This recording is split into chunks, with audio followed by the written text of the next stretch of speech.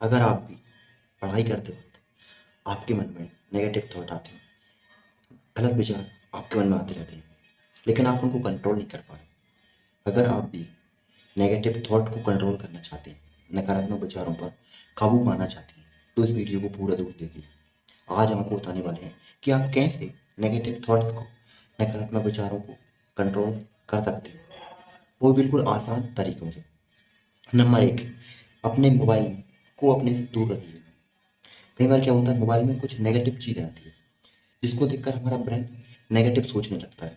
जब भी आप पढ़ाई करने बैठो तो मोबाइल को अपने से दूर रखिएगा, ताकि ये आपको नेगेटिव थॉट ना दे पाए, नकारात्मक विचार ना दे पाए, आपका मन ना भटके और आप अच्छे से पढ़ाई कर पाओ। नंबर दो, किसी के भी बारे में, चाहे वो लड़का हो लड़की हो कोई भी हो, उसके बारे में गलत धारणा मत रखिएगा, गलत थॉट मत रखिएगा, गलत मत सोचिएगा।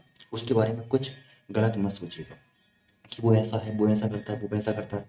भाई वो वैसा करता है, करने दो उसे, आपको कोई लेना देना नहीं है उससे, ठीक है ना। उसके बारे में कुछ भी गलत मत सोचो, जैसा वो है होने दो उसको। आपको अपनी पढ़ाई करनी है ना, तो पढ़ाई करने से पहले कम से कम 15 से 20 मिनट पहले शांत होकर बैठिए, मोबाइल से दूर रहिएगा। कम से कम 15 से 20 मिनट तो मोबाइल का यूज बिल्कुल मत कीजिएगा, ताकि आप शांत बैठो, आपका दिमाग ज़्यादा सोचे ना, कुछ नेगेटिव ना सोचे। अगर मोबाइल चलाएगा, मोबाइल में कुछ ना कुछ तो नेगेटिव आ ही जाता है, कुछ वीडियो, कुछ फोटोज, कुछ और कुछ आ ही जाता है, और वो आपका दिमाग घुमा देगा और आपका दिमाग काम करना बंद कर देगा। तो आपको कम से कम 15 से 20 मिनट पहले मोबाइल को साइड में रख देना है। थोड़ा घूमिए, अगर आप एक कमरे में हो, कहीं पर भी हो, तो थोड़ा घूमिएगा, बाहर घूमिएगा, छत पे चले जाइएगा, अकेले घूमिएगा, थोड़ा प्रकृति में समय बिताइएगा, प्राकृतिक चीज़ों के साथ में कनेक्ट रहिएगा, ताकि आपका मन थोड़ा शांत हो पाए। फिर उसके बाद में आइएगा, पहले कम से कम एक पेज अपना जो है राइटिंग कीजिएगा, अपने नोट्स बनाइएगा। कम से कम, अगर आप नोट्स नहीं बनाना चाहते कोई बात नहीं, कम से कम एक पेज राइटिंग कीजिएगा। हिंदी की कर सकते हो, इंग्लिश की कर सकते हो, एक पेज करिएगा। इससे आपकी जो राइटिंग है वो भी अच्छी हुई, और सबसे मेन बात, आपका मन जो दूसरी जगह पर लगा हुआ था वो आपकी राइटिंग पे जाएगा कि अब मेरी राइटिंग पहले कैसी थी, अब कैसी हो गई है, अब काफ़ी बुरी हो गई है। जाएगा नहीं जाएगा, तो मुझे इस पर फोकस करना चाहिए, इसको इम्प्रूव करना चाहिए। तो मन दूसरी जगह लगा नहीं रहा, दूसरी जगह लगेगा। इससे क्या होगा, आपके मोबाइल में जो नेगेटिव चीज़ें थी, जो आपने वॉच की थी, अब उससे आपका मन हट गया है। अब फिर एक पेज लिखने के बाद में आपको अपनी त्रुटियां समझ में आएंगी उस नकल में जो आपने लिखी है, राइटिंग में। त्रुटियां समझने के बाद में आपको अपनी पढ़ाई करनी, किसी भी एक अच्छी बुक्स को जो आपको ईजी लगती हो उसको पढ़िएगा, उसको आप पढ़िए। कम से कम एक पेज पढ़िएगा आसानी से, एक पेज पढ़ना पहले शुरू में, और शांति से उस एक पेज को समझिएगा। ऐसा नहीं करना याद करना है, रट्टा नहीं मानना आपको कि आपने रट्टा मान लिया। एक पेज को समझिए अच्छे से, याद मतलब अंदर ही अंदर याद करिएगा। ऐसा नहीं करना कि ताजमहल किसने बनाया था, कब बना था, किस तरीके से बना था, वो भूल गया यार मैं, ताजमहल तो किसने बनाया था यार, फलाना। एक ही चीज़ को रिपीट नहीं करना, समझना है उस चीज़ को। जैसे टॉपिक, ये तो जीके हो गया, किसी ने पूछ लिया ताजमहल किसने बनाया, ये जीके हो गया। लेकिन जो लॉन्ग क्वेश्चन होते हैं उनको समझना पड़ता है।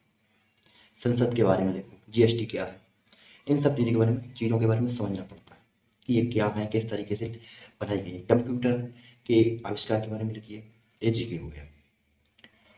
सूचना प्रौद्योगिकी के बारे में लिखिए, ये लॉन्ग क्वेश्चन हो गया। इसको समझिएगा, सूचना क्या होती है।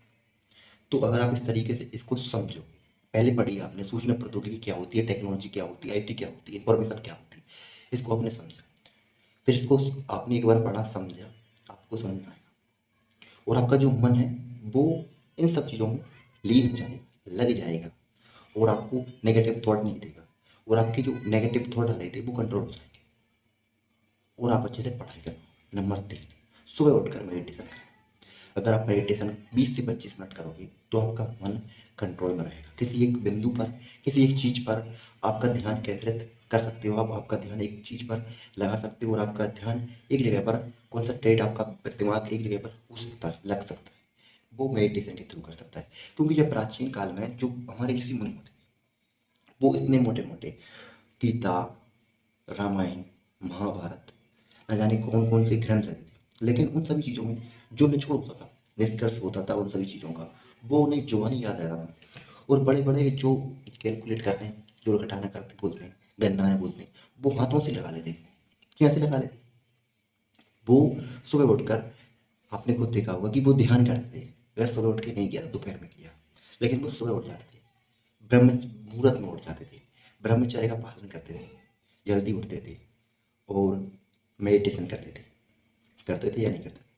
इस वजह से वो किसी भी एक चीज़ पर, किसी भी बिंदु पर ध्यान केंद्रित करने में काफ़ी माहिर होते हुआ करते थे।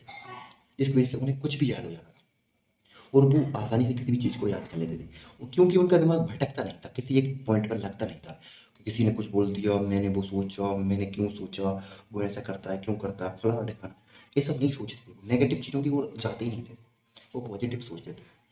अगर आप इस तरीके से पढ़ाई करोगे, पढ़ाई करने से पहले अपनी पढ़ी गई चीज़ों को समझोगे, ऐसी बुक्स पढ़िएगा जो आपको अच्छी लगती होगी, फेवरेट सब्जेक्ट को पढ़िएगा पहले।